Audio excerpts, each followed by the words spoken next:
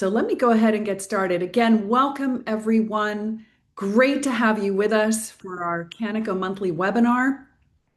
As you know, we try and pick topics that we think are going to be really helpful. Hey, Diane. Hey, Deb. Good to see you both. So we try and pick things that we think are going to be really helpful. And I love sharing my resources. I have had the pleasure of working with Tony for several years now, and you all know that I'm a firm believer that everybody needs a coach. Even the coach needs a coach. I'll let Tony talk about that in a minute. But I really wanted to bring Tony to our webinar because I knew that he would have tremendous insights for us. He has a great deal of experience, and let me go ahead and get started and share my screen. Let's see, let me make sure I'm in. All right, so we have the 7-step leadership system. This is what we're talking about today. Super excited to have Tony Jalan with us. He is a Maxwell certified speaker and trainer. I'm going to give his bio in just a minute. You all know me. I host these webinars every month, trying to bring value to all of you. And I am certified with Board Source as a board consultant and trainer. I'm certified fundraising executive with AFP, although I don't actively do a lot of fundraising, but I do coach and consult on that. Certified in nonprofit management, certified coach, and an external trainer with Lynn University. Hopefully, more trainings to come with Lynn. I do enjoy our collaboration there. And then, of course, Kannico Agency, what do? We do a lot of nonprofit formations. We've also had some revocations that we've had to focus on. So we've done some reinstatements lately. Hope none of you get to that point ever. Management and fractional monthly services, organizational audits and governance reviews, board and leadership training, strategic planning, and of course, my baby, these webinars, which are really near and dear to my heart.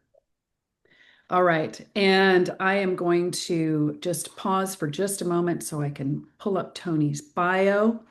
Tony, just to give you a little bit of background though, we've really had this great relationship because and Tony and I sort of found each other by surprise, really, didn't we? I don't know that there was. I think we were introduced and we just clicked, and that was it. He's been by my side ever since. So, Tony is an executive coach and a Maxwell certified speaker and trainer. He works closely with leaders and organizations to improve clarity, strengthen decision making, and drive more effective execution, which that's what we're all about is execution. He focuses on helping leaders move beyond constant busyness and into more intentional, results driven leadership so that effort actually translates into meaningful impact. Through his coaching and training, Tony has supported leaders across different sectors in building practical systems that improve focus, align priorities, and create more sustainable ways of working. And what I love about Tony is that everything that he teaches is structured, it's practical, and I can apply it immediately in what I'm doing. And that's all I care about. Because if I show up with just a big hot mess of a situation, I don't need the philosophy. I don't need to know why it happened. I don't even know I don't even know need to know what happened in my childhood that may be impacting this. I just need to know, how am I going to fix it? What am I going to do? What do I need to do? What are my steps? And you all know I'm all about action plans. So what are the steps to get here? So Tony, welcome. It is so good to have you with us. I'll let you take the floor. Well, I am very glad to be here, first off, and welcome everybody. Good to see you guys' smiling faces on wherever you're at in the world. And I just gotta say, I've had the opportunity, like Kirsten said, to work with her and her team for a while now, and firsthand have witnessed her growth and development as a leader, and doing all the success she's done to embrace the coaching, to act on, it's been pretty awesome to see. And believe me, the things I do share is because I made tons of mistakes and failed a lot during the way. I have a monopoly on failure and learning from it. So I'm excited to share with you all. And I will say it's not always easy. So what he asks of me, it's not always easy. I mean, sometimes it takes a really hard, painful look at yourself before you can fix things. Right. Well, I think too, as a leader, in my experience, there's 3 steps to growing as a leader. First off, awareness. You got to be aware of what's going on with you, your surroundings, etc., then acknowledging it, which is kind of hard to do at times, and then taking action and then wrapping around with some Mm, accountability. mm, yeah, excellent. Tony, before we really get into the meat of this, and I know you have your 7 steps framework that you're going to talk us through, but how would you like us to handle questions? Can we just have people pop questions in the chat as we go Absolutely. along?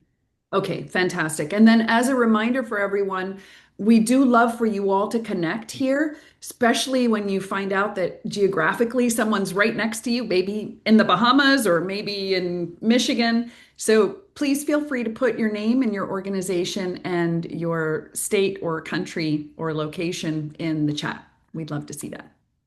All right, So, back to you, Tony.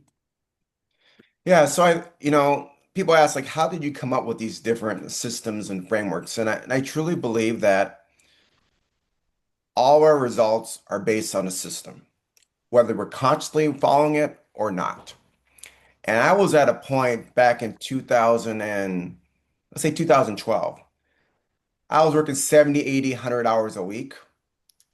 And I was like, you know what? This is not sustainable. And one of the things I unearthed during that time was that I was mistaking productivity for, or busyness for productivity.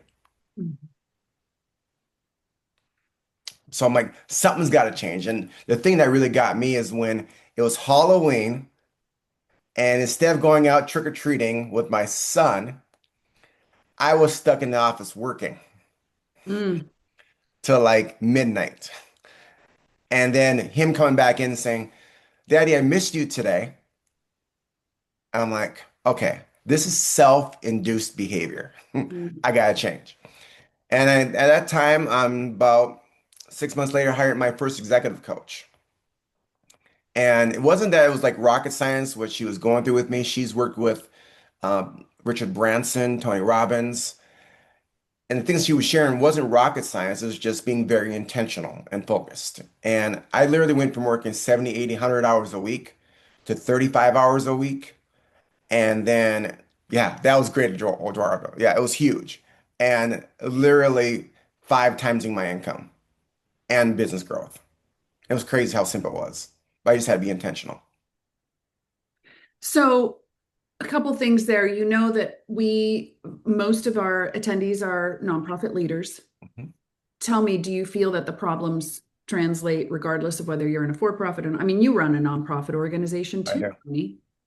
Yeah, I've actually sat on boards of nonprofits and run my own nonprofit. And like, unfortunately, these challenges are not just for a profit or a nonprofit. We all go through them.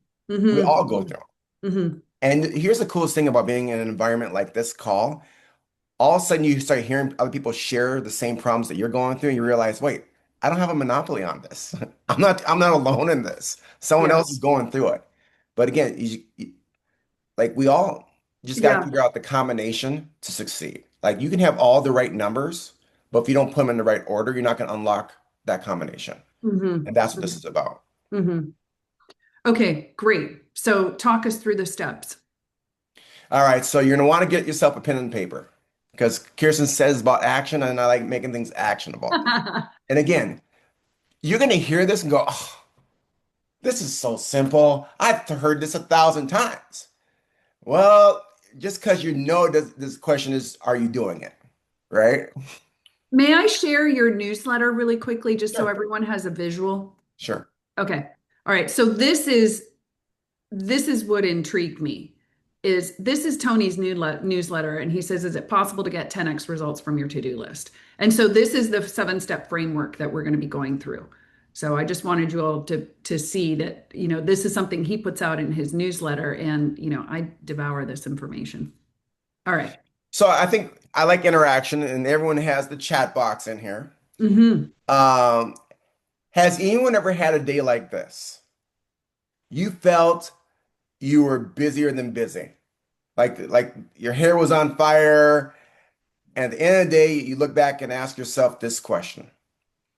What did I actually accomplish today? If you've ever had that feeling, give me a thumbs up in the react mode or something like that. 'Cause I want to make sure I wasn't feeling alone on it. Sweet, I am not alone on this feeling.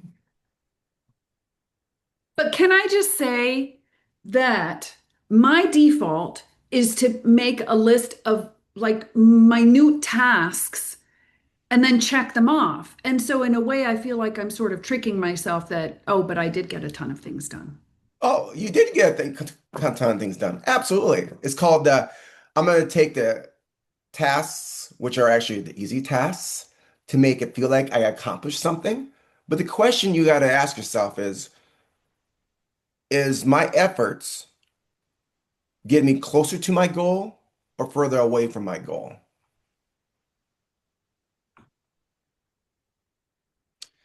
So the first step to being more productive and turn effort into results, this is simple.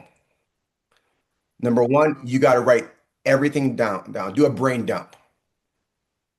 Get a piece of paper, get a notepad, and just write it all out. It's funny. I'm gonna admit something here. So yesterday, I didn't do one part of my framework at the end of the day. I didn't do my little brain dump for the day, looking at my wins and things I got achieved. And I literally sat last night thinking about the things I got to do today. And it kept on repeat. And they say 80% of our thoughts are the same Hmm. day to day Hmm. until we take action on them. Hmm. So the first thing is to get more clarity is to write things out. Because when it's in your brain, it's cluttered and disorganized. It's all over Hmm. the place. Hmm. So when I say write everything down, that could be your grant deadlines, board prep, volunteer coordination, donor calls, program deliverables. Get it all out of your head and onto paper. Now here's the thing though. It doesn't mean that everything on that list has to be done tomorrow. We're going to get to that here in a moment. But if you're ever feeling overwhelmed, if you're ever feeling anxious, get it out of your head and do a brain dump. Empty your brain on paper. I have to say, I don't know why it works, but when I show up to my weekly call with Tony and I'm like, I don't know what to do. And I really didn't even have time for this because I've got this and I've got that and I've got that. And I don't even know where to start. I don't even know where to start because everything is urgent and everything's on me, or it feels like it. The first thing Tony will say is, all right, we're going to take 5 minutes. I'm like, who has 5 minutes to sit down and write? He's like, that's what we're doing today. We're starting with that. We start with writing everything down. Let's do it right now. I go right now while you're sitting here when wasting your valuable. Yep, right now. Okay. Well, there is, regardless of the analysis of what you're brain dumping, there is this catharsis that comes with it because, like you say, it's just spinning around and around and around in your mind, Yeah. unresolved. Yeah. I think part of it too is like I'm guilty of That's this. me. Jane, you can relate. I love it. I love it. I love it. I love it. All right. It's so true, isn't it, Jake? I mean, think about this. Like, who's ever done this? I'm guilty of this too. Think about a task that you've ever wanted to complete, right? And that it was constantly on your mind, constantly on your mind, constantly like, oh, I gotta do this. I gotta do this. I gotta do this. And it's on constant repeat. And then all of a sudden, you decide, okay, I'm gonna do the task. And the task takes 5 minutes. And you're like, how much time did I waste thinking about it versus doing it? Yeah, yeah, 100%. 100%. Yeah. Now, by the same token, I think the reverse is also, or the opposite is also true. I have I have tasks that I grossly miscalculate in terms of how long they're going to take. And I'm hoping that you're going to touch on what happens when you realize that the last couple things that were on your list, they didn't take 15 minutes. They ended up taking an hour and 15 minutes. And now you've eaten into other time that you had allocated for other projects and tasks. But anyway, I don't want to get ahead of ourselves. Okay, so I've written everything down. Yeah. Now, is this personal, professional, work? Whatever it means, Got to me, pick up the dry cleaning, whatever. everything, Everything. everything, Okay. everything. Okay. All right. because it's all in your head and it's disorganized. We're going to Okay. go ahead and take it out of our head, take the emotions and feelings away from it, and Okay. put it on paper. Okay. Detach ourselves from it. All right. Here's number two is you got to define your end result. And what I mean is this, okay? All of us get caught up in to asking constantly this question first. How are we going to get this done? How are we going to get this done? And I'm sorry, that creates overwhelm. Yes. Okay. Yes. All human progress is preceded by questions. And the better order you ask those questions, the better results you get. So the first question you got to ask instead of how I'm going to get this done is what's my end result I'm after? What's the outcome that I'm after? You ask that question first. So you look at this list, all right? Um, and you go, okay, first off, what's my outcome I want to get achieved this week? I do this weekly, by the way. So what's my desired outcome I want for this week or this next day, tomorrow? You can actually do this today. Like look at Mm. your schedule today. All right, end of the day today, Yeah. what's the end result I want to happen today? That's gonna move me closer to my goals. So example, if your goal is to increase donor retention, which tasks on that list actually move that needle? In other words, what you're doing is you're connecting your daily work to your organization's mission and question everything that doesn't. What if the case could be made? So let's talk exclusively about our work and maybe our role as executive directors or directors of development. What if all of them in some way contribute to this bigger picture? Are you saying that you need to narrow your focus on what it is that you want to accomplish for tomorrow or for this week or and just be more intentional rather than sort of scattering your efforts? Yeah, I mean, and this is not on this newsletter, but I'm going to give you guys this at no extra cost. Um, Look at your business and look at what like are the 5 to 7 impact areas in your business that you've got to put attention to each and every week or month. Hmm. You and I did this. You and I did this. And you said, what would be your top things? Well, for me, it was sales, Mhm. which would be donation, revenue. Let's just call it income. It was the finances. So keeping my eye on the books every week. It was managing the team. And I think I had two other kind of infrastructure ones that had to do with Kannico. I think one was like building out our marketing funnel. Anyway, so yes, you did have me prioritize the main things that I needed to be focused on. And let's say for this period that, that we're talking about. Well, when you define your impact areas, like those impact areas are scheduled in your calendar no matter what. And I say it often, if it doesn't get scheduled, it doesn't get done. So explain that a little more. So for example, you said sales Yeah. is an impact area for your business. If I was to pull up your calendar, there should be time scheduled for sales generation each and every week. Like it's hard coded into your calendar. So let's convert that to fundraising Hmm. or donors, Right. right? Major donors and stewardship. So Yeah. you're saying that since that is an impact area that I've decided to focus on, I need to have in my weekly calendar blocks of time that are allocated to my communications with major donors or someone, right? Like Yep. maybe I don't have to do it all, but someone's in charge of that impact Yep. area. Okay. And then if you have someone in charge of it, you can delegate to like them or okay, you're gonna schedule a meeting with Bobby. Hey, Hmm. I know we have 5 hours dedicated to major donors this week. Let's walk through that. Hmm. Because Oh, I otherwise, see. You're saying use it as an accountability tool as well. yeah. Okay. So for example, in one of the organizations that I've led, we have pipeline calls. Mhm. Okay. Yeah. And this pipeline call happened, each one was scheduled. every Monday. Every Monday it was scheduled. Mm-hmm. This was a standing appointment. And everyone knew what three questions was going to be asked on this call. But they also had it scheduled in their plan to go ahead and do the activity to go ahead and generate sales. Like, for example, if it was donor calls, I'll put it in the language here. Mm-hmm. Every Tuesday from 10 o'clock to 12 o'clock and from 2 o'clock and 4 o'clock on Thursdays was donor calls for the entire organization. Like, these are our revenue generating hours. Nothing else happens during that time.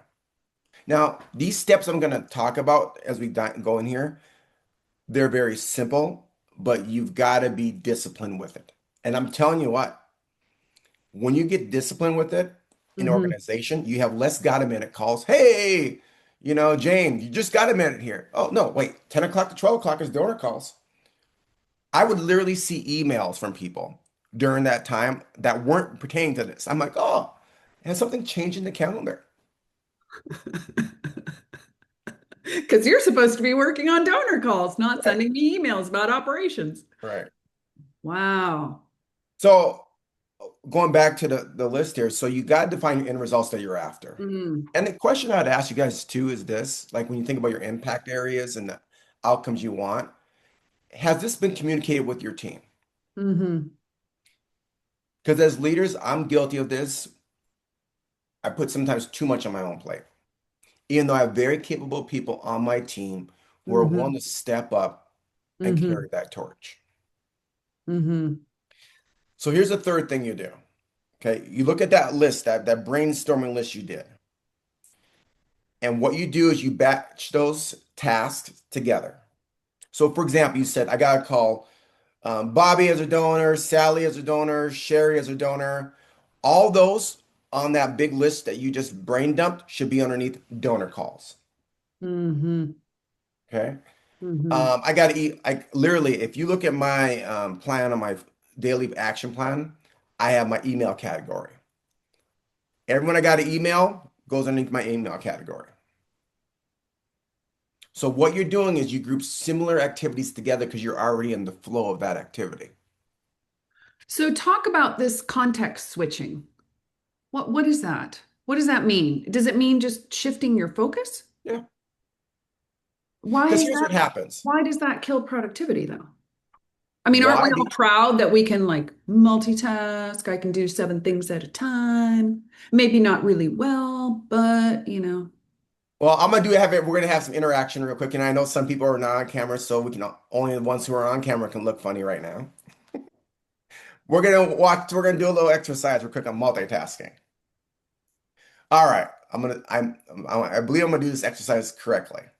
Everyone, take your right hand, okay, and draw the letter six in the air. I'll draw the number six. How about that? Number six, yeah, number six. Okay. Okay, keep on doing that. Okay, now take your left foot and try to do it at the same time.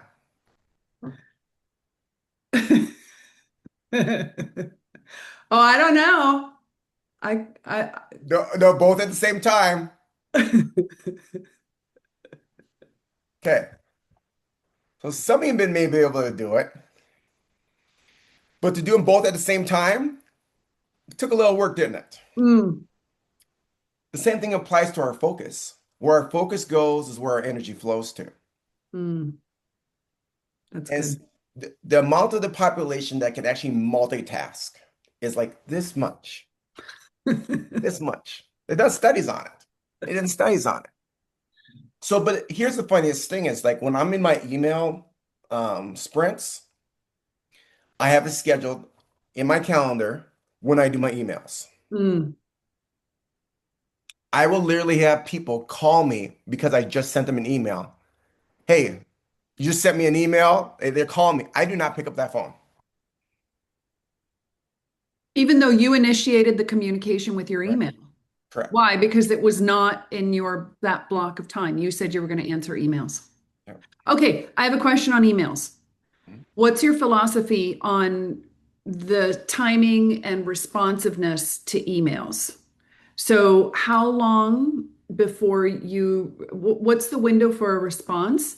And then, how do you feel about just popping into your email throughout the day, answering a few emails, popping back out, or like you just said, scheduling? Tell us about that. Here's what I go with the emails. Write this down. This is another thing in terms of being more effective that could be on this list. Touch it Hmm. once. Mm, We waste so much time on hmm. reviewing the same email Mm. without any action on it. Guilty. Yes. I mean, it's a crazy the amount of hours and weeks that we waste on it, of productivity. Because now it's So, now taking up brain space too. yeah. So when it comes to responding, here's one thing too, is this. If you're that person that answers the email right away, oh, I got to answer that text message right away. Ask yourself, is that behavior scalable for your organization?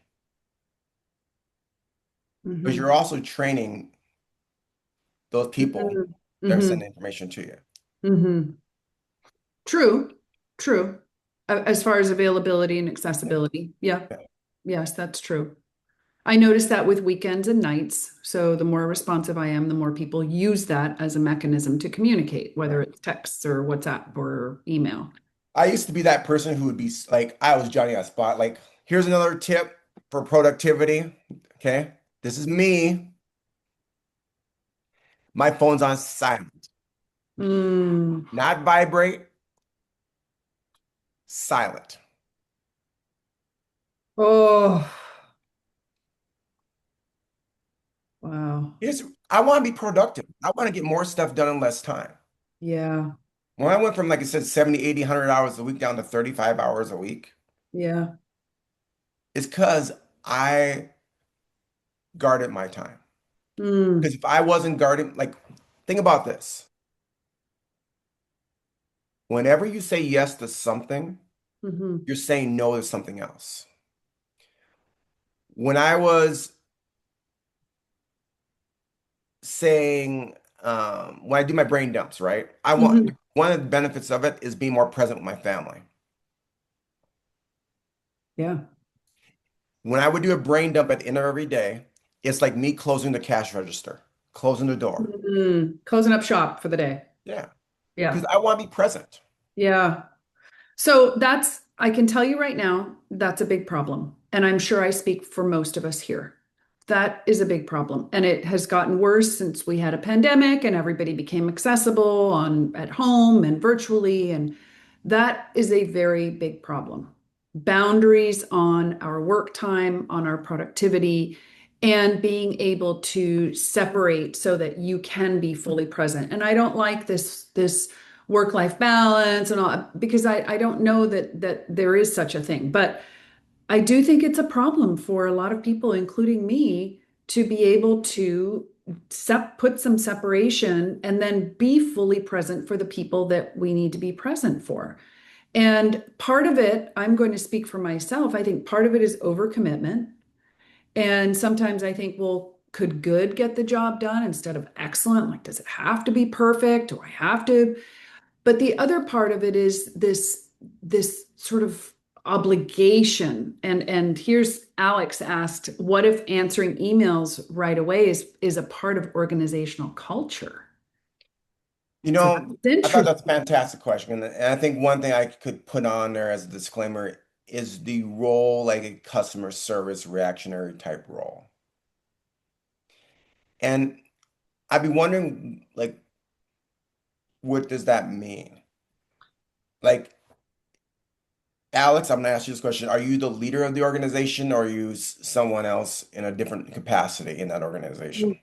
I lead two departments in the organization, and I've been there for just almost 3 years. However, what I've noticed is that from like my colleagues and even members of our executive team is that if they send an email, they're expecting a response. And if they don't get the response right away, they'll send a follow-up email or they'll use our direct messaging system to get an answer. Or, someone will show up at my cubicle to say, "Hey, did you get my email?" Or, "I tried to communicate with you and you haven't answered." And I can say that maybe at times I'm a culprit of that too with my teams, only because I think organizationally we're using the email as a driving force to push projects ahead. And so I don't know if, like, as much as I would like to have this, time frame, time blocked to just answer emails, I don't think within our organization at least that would be a precedent that would be appreciated. So here's an idea. Okay, here's the thing about emails that just frustrates the heck out of me. Unclear subject lines. And what I mean by that is people are responding to an email when we talk, for example, let's say donor contributions, right? And then that email becomes about marketing 4 emails later, but the subject line still stays the same. It's my pet peeve. So, in regards to email communication, I would invite the idea to be more specific on the subject lines. Mm. Hey, action requested by five Hmm. o'clock tomorrow. Hmm. Hmm. So I Yeah. did this with an organization that has, at the time that they had like 15, 20,000 people. Because that was like that was an issue. Like literally, I had a situation where my direct leader could not get hold of me via email,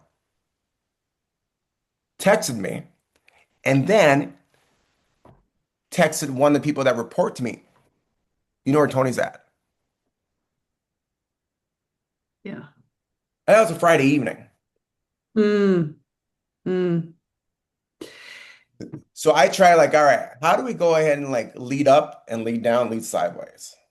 And like you said, Mm. Alex, you might be part of the, problem with it. And I was part of the problem too, because I would answer things right away. So I just start changing the subject lines. Say, hey, action requested by 3 o'clock tomorrow if possible. That's really good. That's really, really good. I think the clarity on that is huge, Tony. The other thing that has worked for us is, and you could use this maybe, Alex, with your messaging system, is that we use email for work and projects, but we're using, in our case, it's Slack. And I'll say something like, I sent you an email, don't need an answer this week because I'm not going to work on this until at least Monday. So at least I've sort of given some indication of what's coming. Or I'll say there is something urgent I just forwarded to you. I'd love it if we could get this resolved today. So that has helped us a little bit. And I'm very, we're very clear on our use of Slack and messaging. It is not an email replacement service. We don't put attachment, we're trying to just use it for messaging, which is ideally what it should be for. But that's a really great question, Alex. And I wonder if there's potential there to just adjust that a little bit. But hopefully, with subject line changes, that will also make a difference, like Tony said. But we have another question, Diane, Diane. Yeah. I love this question. And when I did this, it helped me feel less stress and anxiety because I wasn't answering an email. So let me read the question. Hmm. If you're only opening emails when you're ready to respond, then how long do you wait to respond? So, for example, if I blocked out time for a week to work on a specific project with a deadline, then I might not respond with that week. How do I set the expectation of later responding? Auto reply. Even if you're not on vacation and you're just working on something? Yeah, because people are wondering, right? People are like, Mm, we're in an instant society versus, microwave true, versus crock true. pot, right? And so I will literally, well, with one of my other business emails, I will say, hey, thank you for your email. I respond to emails between this time and this time. and then I go, if it's super urgent, I go like this. If it's super urgent, here's what I actually say. If it's 911 urgent, please text me.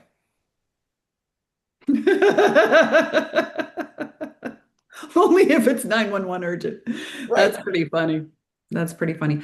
I Because do like that. I do like that. I right. like that.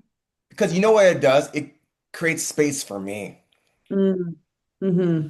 Yeah, So and I don't and feel that you've given, obligation. yes, and you've given yourself permission, but you're also clear with everybody else. Everybody knows. All There's no right. question. Yeah.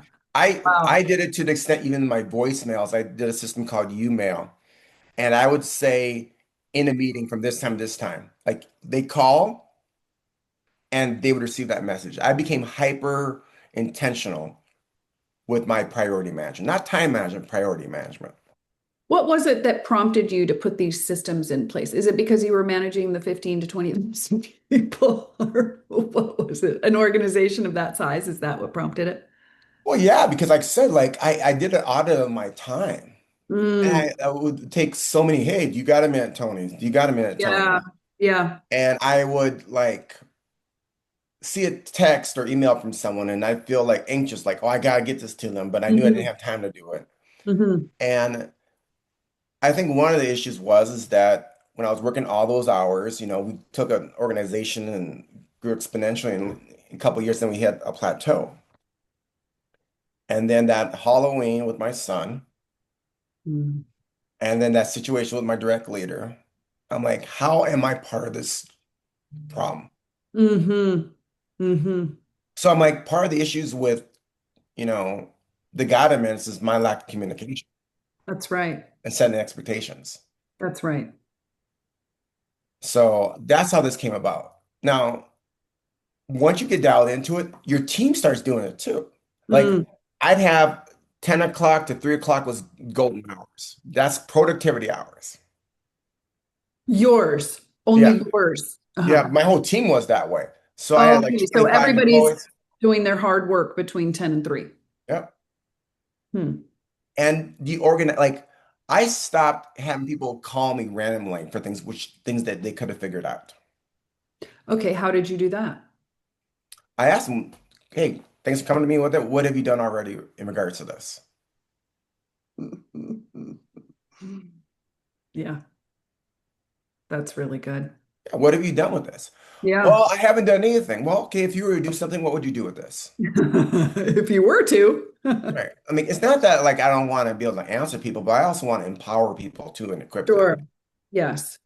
And Yes. that comes down to like, going back to the grouping activities in like bunches, right? The fourth part of the process is you got to prioritize by impact. Hmm. Like, Oh yeah, let me show everyone where we are here. So we're on for. I'm glad we got back to this because I was getting worried that we wouldn't finish this. no, it's fine. Prioritize by impact. Yeah. Yes. Okay. Because here's what happens. We put our listings together to get done. I'm like, but here's what we typically do. We'll put the hardest task last and the easiest task first because we get the pat on the back. It's what I described at the beginning. I love that feeling.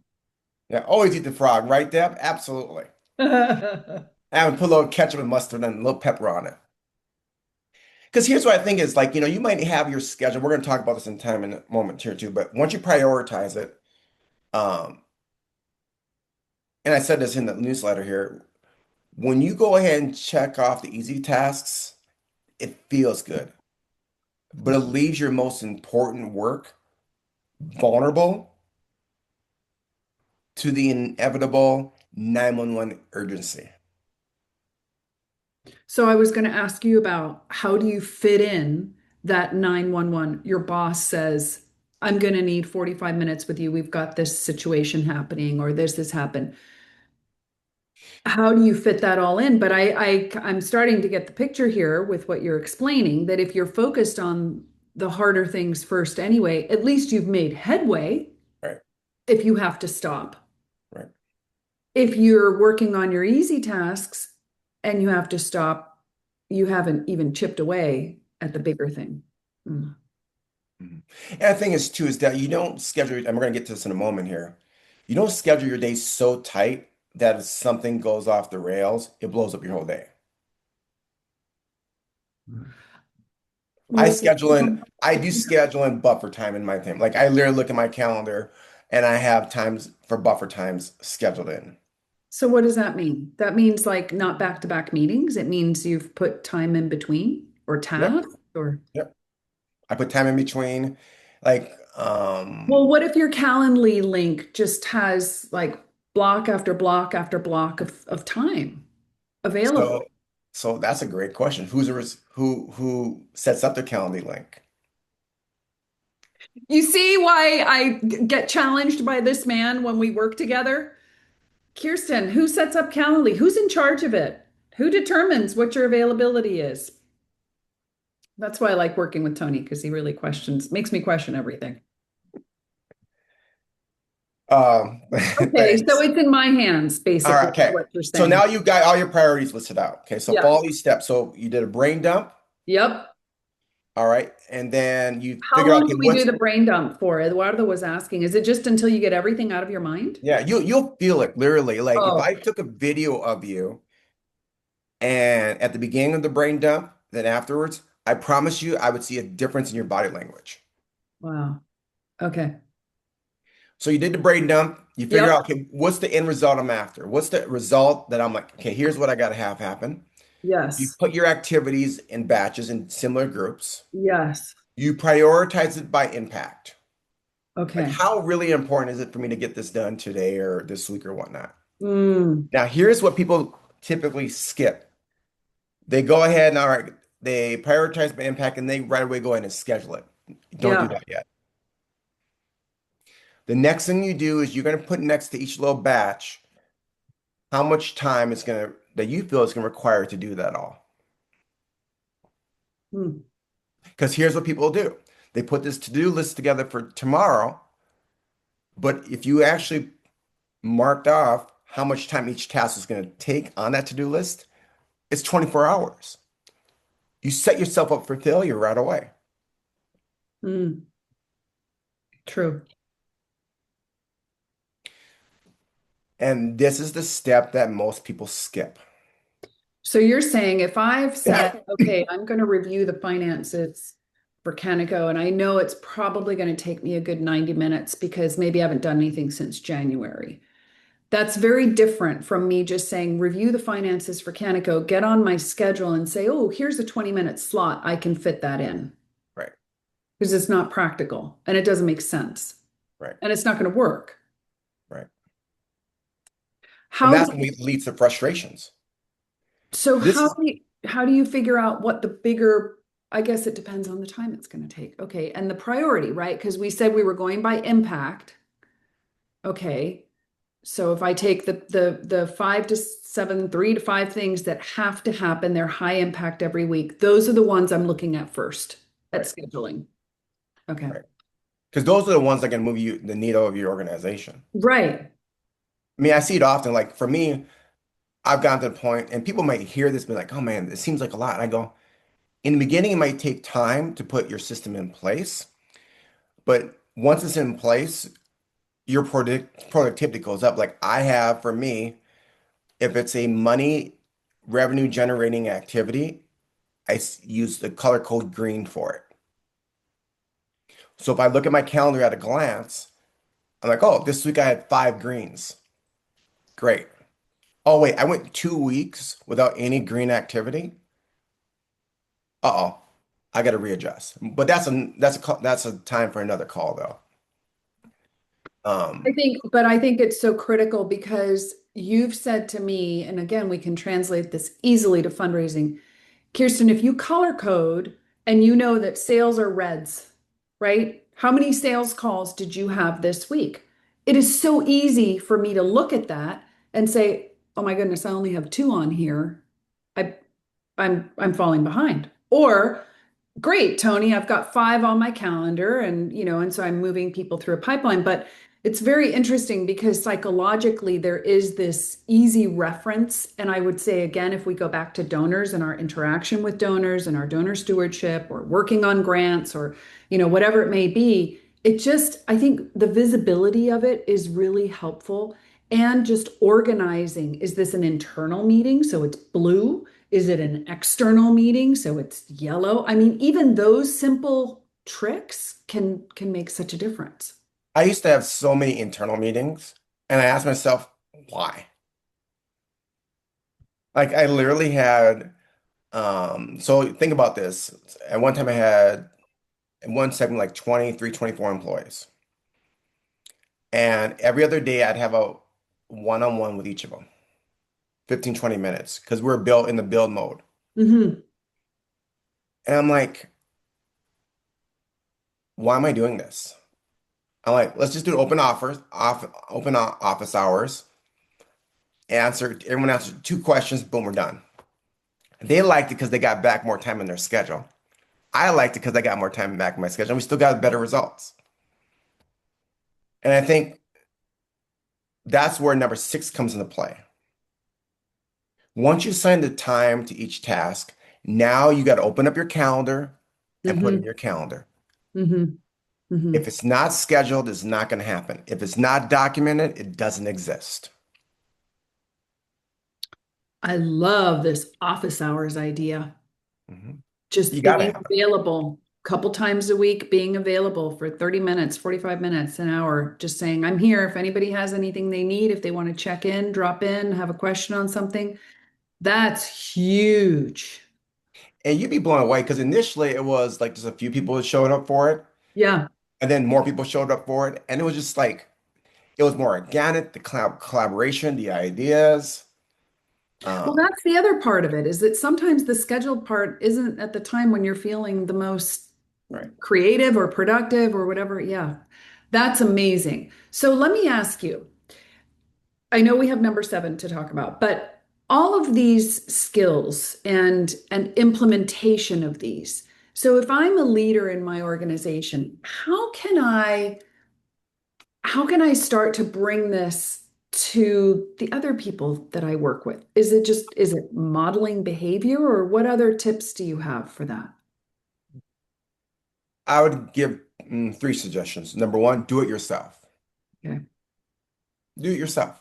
So that Hmm. way you can experience it yourself. You Hmm. have an awareness around it, and you can acknowledge that it works for you. You've taken action on it. Do it yourself first. Okay. Then second, maybe just choose one of these items to share with your team. Mm. Okay. Like the brain dump or this Yep. or the yeah. Okay. Okay. Um, And so let's go to number seven really quick, yeah, and then let's we'll go to have. number seven because then I have a couple more questions. All right. Plan tomorrow today. This, by the Here's way, is the hardest part for me. I just want to say it because is. here's what we do. The day's done. We want to go Yeah. off to the next thing. Correct.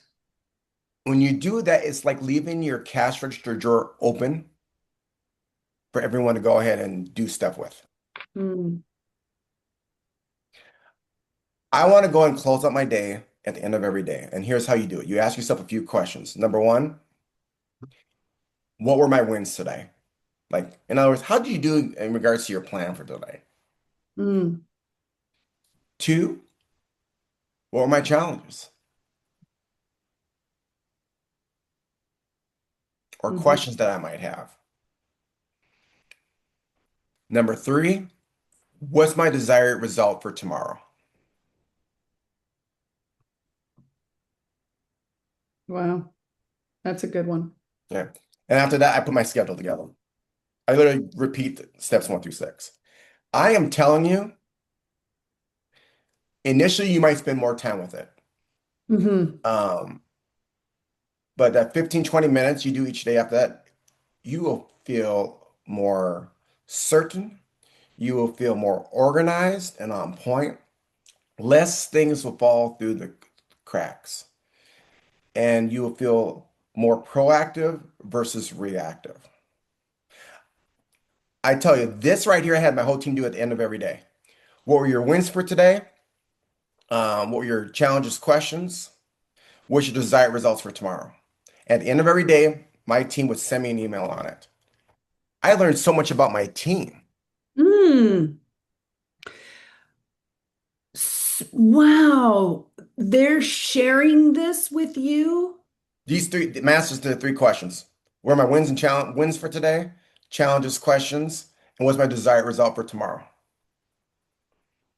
I Wow. learned so much about people's productivity. Like, Oh and my what they would do gosh. for me too is they'd give me a copy of their calendar in it. Yeah. This is a similar process that the CEO of Salesforce does. That's where I learned it from. I just simplified it for my version. And tell you what, if you have a lot of remote workers, Hmm. you learn really quickly about what everyone's about in the first 30 days.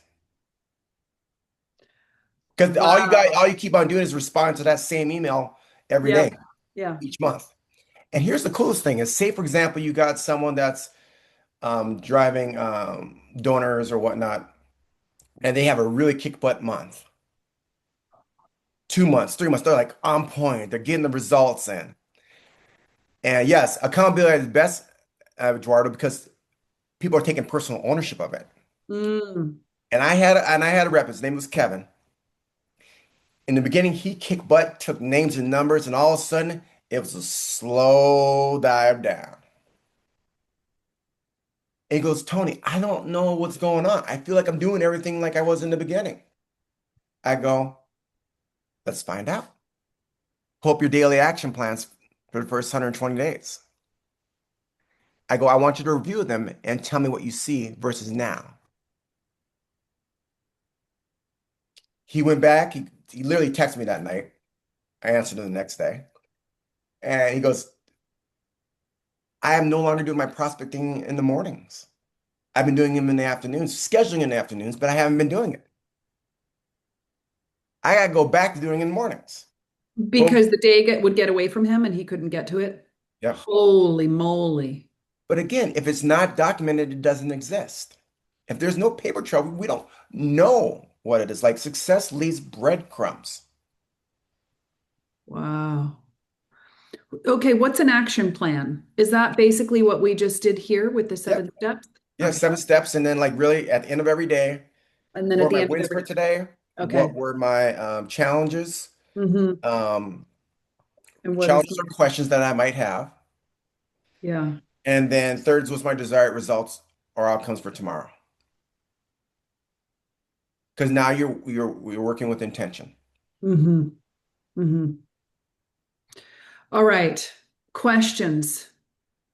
Um, that was that was a really entertaining comment, Diane. Why is thinking about being so scheduled making me anxious? Yeah, it makes me a little anxious too. But and I'm a little looser right now than I have been in the past. I'm not, I need to get back on track. But I will say that even just scheduling the block time and telling the team I'm not available because I'm working for these couple of hours, it's like this instant sigh of relief internally because I just don't feel an obligation. I don't feel torn. I just feel like I can just focus on what I need to get done. And what I typically do and used to do, I do it less now, but as I do a lot of work on the weekends because that's when I'm not being bothered by people. But that's not helpful. That's that means there's no end ever. You're working Right. 7 days a week. So, yeah. Wow. Okay, so lock. And Diane, regarding your was it Diane who asked the question about the scheduling? I Hmm. totally get that. Hmm. But then you just got to ask yourself, just start simple, number one, but also what's the alternative? Mm. Like, I'm gonna tell you, like my system, I don't just use it for my daytime role, I use it for evenings. Like I have, if you look at my calendar, I have family time scheduled in my calendar. Because if it doesn't get scheduled, it doesn't get done. My family knows on Fridays we're gonna have family time. Yeah. Yeah. You know, it's Yeah. live with intention, Mm. be intentional. Like they say, um, as each day passes, we don't get more time, we get less time. Hmm. Yeah. I have a little summary here of the things that you mentioned. Phone on silent during focus time. This is besides the framework. Touch emails once. Set an email response uh, autoresponder, telling people to only reach out if it's 911 urgent, which I think is hilarious. Color code your calendar. Guard your golden hours. Replace the constant one-on-ones with open office hours. When someone brings you a problem, ask, what have you already tried or what could you try? Using clear email subject lines. Who controls your calendar? That was my favorite question of the entire webinar. And success leaves clues. Mhm. Anything to add to that, Tony?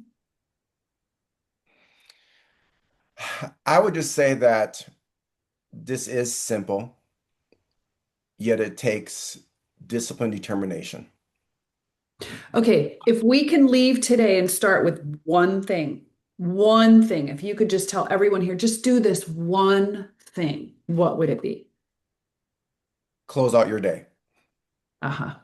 Write out what went well today, what were your wins today, what are your challenges or questions, and what's your desired result for tomorrow. Okay. And do that every day. And Okay. just look at it each and every day. Okay. So that's our starting point. Mhm. Okay. We can commit. We can commit to taking baby steps. I also know that you close out your week, you close out your month, you close out your year, which is very interesting, a little ambitious, maybe when we're just getting started on this, but it must be incredibly helpful as well. Uh, People sometimes ask, like, my background is I also coach sports. I also lead a nonprofit that we started from scratch a few years ago. I have an executive coaching company, and also I work in corporate consulting as well. People go, "How do you have time to do it?" I go, "It's simple. I choose my time." But it Mm. didn't happen overnight. I feel Mm. miserably at first on this, right? I overthought it, to be honest with you. Yeah. Yeah. And Yeah. that's what, like, just get your notebook out and just start writing it out. Okay. And you will feel empowered. I promise you that. I know that. Because most Mm. people just don't do this. They Hmm. let life live them versus them leading life. Where can people find you? How can they reach you? I think I've got your email. I'm going to share my screen here. I think I've got your email address on here, but is there any other, are you on socials? Are you on LinkedIn? Where can Yeah, people? I'm on LinkedIn. You can find me on LinkedIn, first and last name. You can just email me at tonyjalen@gmail.com. Okay. I'm not sharing yet. There we go. Yeah, Tony Jalen at gmail.com. Okay, yeah, great. And you're on LinkedIn. Folks can connect with you on LinkedIn. I can. Awesome. All right. Tony, thank you so much. Absolutely fantastic. Well, it's been a pleasure being here. It's been great. And you've been Lot, rocking it out. lots of tips for us. Thank you. Thank you. Thank you. All right. So our next webinar, which is May 12th, same time, same place, is Erin Mastrantonio from Elevation, and she is going to dive into where nonprofits lose engagement online without realizing it. So things about your website that are incredible, incredible tips to make a measurable difference, enhance accessibility and reach, and building trust. Really has some great input for us. So, and then the only other thing I wanted to mention is that I am very excited to be working with the Cultural Council for Palm Beach County and the Institute for Cultural Advancement. And I'm going to be speaking. Thank you, Ms. Alfred. I'll be speaking on Thursday, April 23rd. This is being open to the public. If you are in Florida, and you are available on Thursday, April 23rd from 9 to 11 a.m. I would love to see you. So just drop me an email, kstevens@kannico.com. If you're in Florida and you can make it, we'd love to have you. And I'll pass your information along to the organizers. So very excited about that. All righty. So thanks, everyone. Have a fantastic day, a fantastic week. Thank you for being here. Thanks, Tony. And we'll see you soon.